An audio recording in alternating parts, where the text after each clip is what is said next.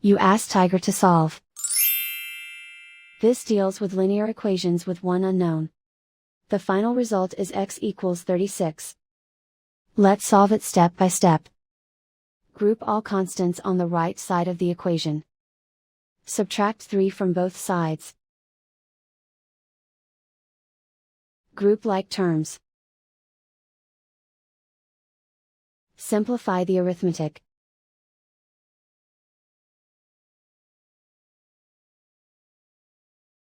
Isolate the x. Multiply both sides by inverse fraction 4/1.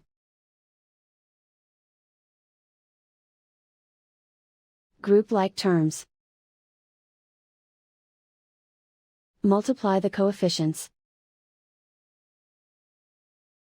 Simplify the fraction. Simplify the arithmetic. And so the final result is x equals 36.